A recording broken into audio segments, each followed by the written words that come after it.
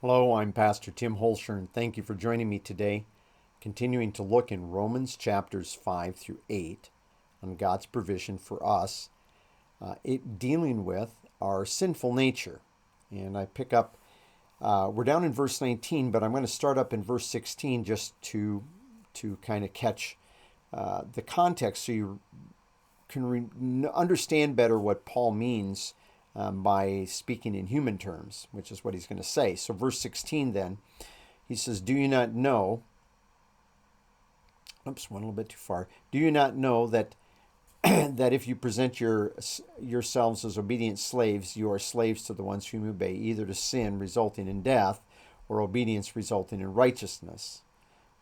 So this idea, and he says, and you were slaves of the sin nature, but you obeyed from that heart that type of doctrine to which you were handed over. Paul taught him this, or somebody in the Roman church, perhaps Priscilla and Aquila. You can see that over in chapter 16, they were there. Perhaps one of these people taught them this and then hands them over to this. And so that brings us then to verse 19 as he's continuing to talk. In fact, even at the end of verse 18, he says that you were made slaves from, or made slaves to, the righteousness. This idea of serving in righteousness, which is going to involve acts of love. So he says at first part of verse 19, he says, For I am speaking in human terms.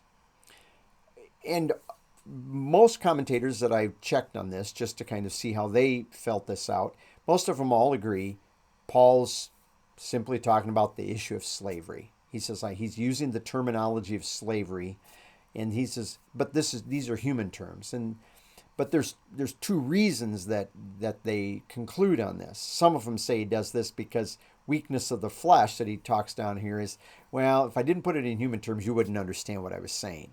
And the others are weakness of the flesh means this is your struggle. And I'm putting it in human terms because you can kind of relate to this in terms of what your struggle is. And I think that that's what he's talking about. I don't think it's that, well, if I didn't simplify it, you guys couldn't get it. I don't think that's really what he's saying. And so he says it's because of the weakness of the flesh. Now, what does he mean when he's talking about the weakness of the flesh? It's the fact that your flesh, your sinful nature, really wants things. And your flesh, this part of you that's not yet saved, and you're still existing in this fallen nature, in this fallen body, as part of a fallen nature, and within this flesh, there are still natural desires that God has built into this. And some of those natural desires, such as the desire to eat, to be hungry, for companionship, there's nothing wrong with those. Just remember the sin nature takes and bends and perverts those.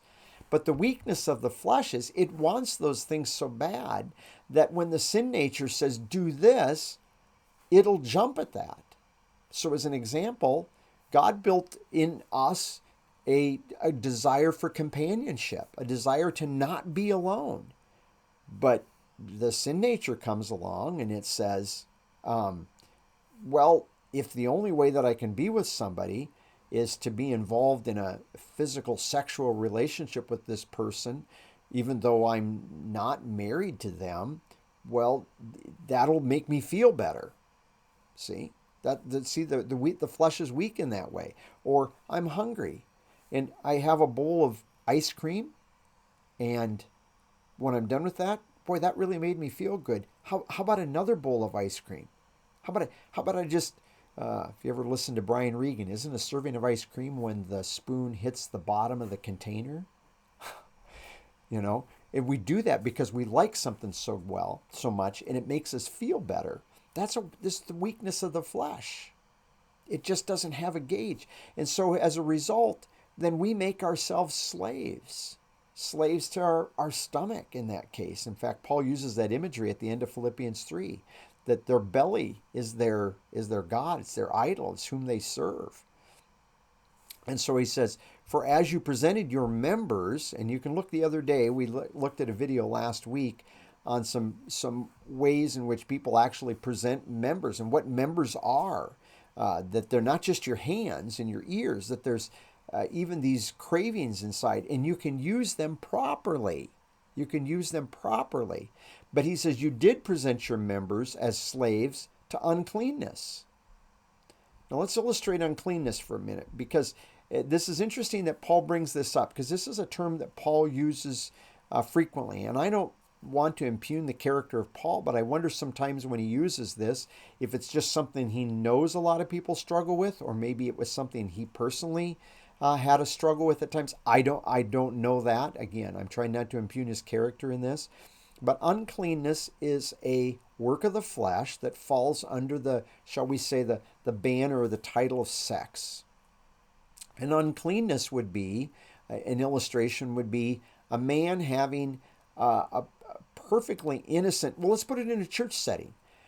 A man talking to a lady in like in our church, in the back of the church, or after church, and you're visiting with them about something very important, and all of a sudden the sin nature comes on and throws in this very inappropriate thought about this woman.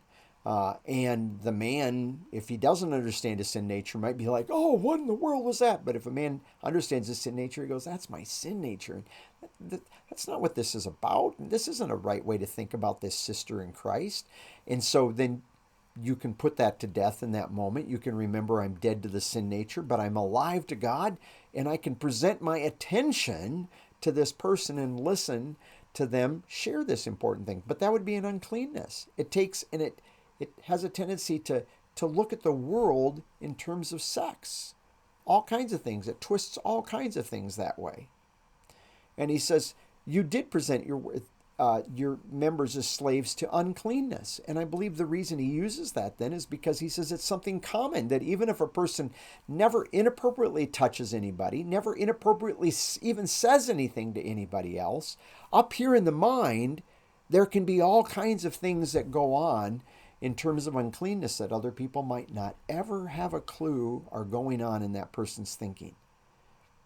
And he says, you were slaves of that. And see, these believers can go, yeah, okay. They can relate to this thing. And he says, in lawlessness, another one. Lawlessness is defiance. It's, God, you're not going to tell me what I can do. You're not the boss. I get to do what I want. And so lawlessness unto lawlessness, it leads to more.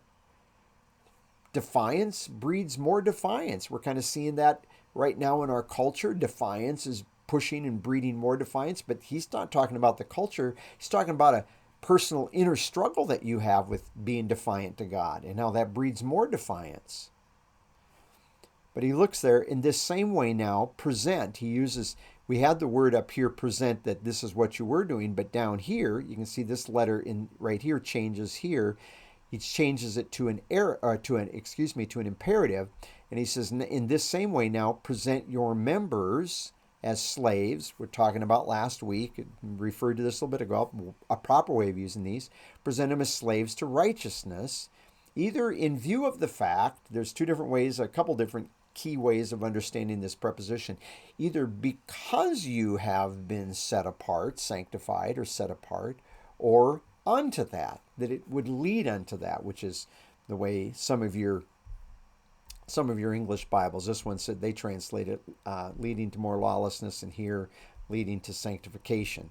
I can see both sides of this personally, but the key point is present your members to righteousness as slaves. Again, these are human terms. We don't like that term slavery.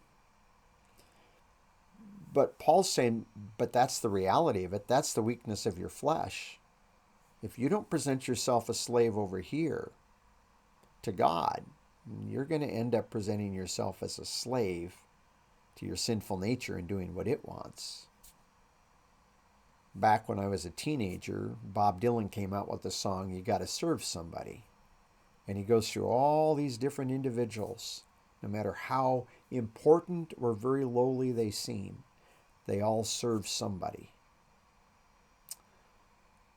Famous line in that song, it may be the devil or it may be the Lord, but you got to serve somebody. And he expressed that in that song. This is what Paul was saying here. Present yourself, because if you don't present yourself to God, you're going to go over here. We don't sit in neutral very, very long in the Christian life. we're either operating over here with reference to God, or we start operating over here with reference to our sinful nature. And Paul's encouraging to present yourselves as God's slave in the sphere of righteousness. I encourage you to do that today, to remember that you're one who is alive to God in Christ, dead to your sin nature, but alive unto God in Christ. And now present your members for God to use. When you're doing that, you'll be able to have a good day in the Lord.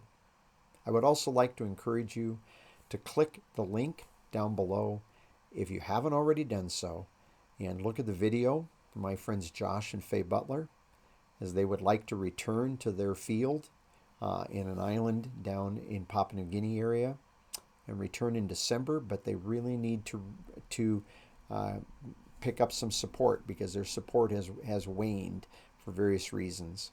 And I would just like you to give it some consideration. So we've been very encouraged by their ministry, and I know that you would be too if you would make contact with them and consider getting on board and helping them. Thank you for joining me today.